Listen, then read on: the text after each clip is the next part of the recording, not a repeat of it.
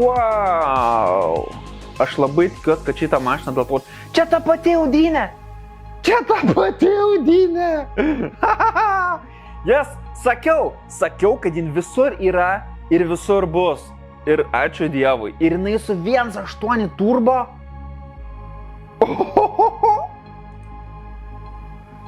Ir jinai su 1.8 turbo. Tarasme, aš nežinau, ar... What the fuck aš čia žiūriu. Bet ta prasme, salonas fainas.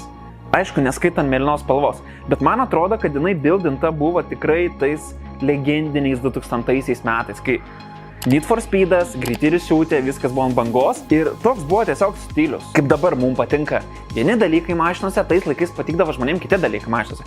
Dėl to tokie egzemplioriai, aišku, čia dar turėtų būti duryse dafiga tų kolonėlių pridėta, nes tuo metu ir, kuo garsesnė muzika irgi tuo geriau.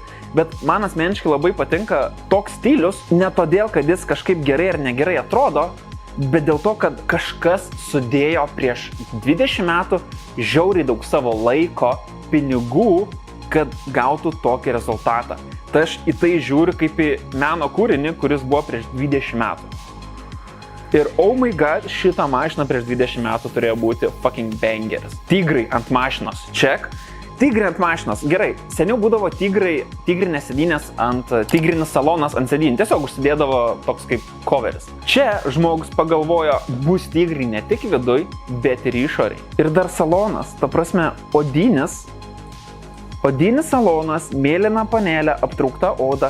Prasme, čia turėjo kainuoti žiauriai daug visą šitą padaryti. Ir dar 1.8 turbo. Prasme, ir ją dabar parduoda už 300 eurų. Wow. Prasme, jeigu aš turėčiau galimybę finansinę turėti kokį muziejuką retro dalykių, man tarkim patinka retro kameros, man patinka visokie seni old schooliniai dalykai. Šitą specifišką Audinę aš nupirkčiau tik tam, kad ją pastatyti savo kaip kolekciją, su ta mintim, kad kažkada šitą mašiną yra sudėta tiek fucking pinigų ir tiek daug kažkokio žmogaus savęs ir dabar jin yra tiesiog marketplace už 300 eurų su Uber Eat'imo lipduką ant galinio stiklo. Kur dar žemiau tu gali kristi?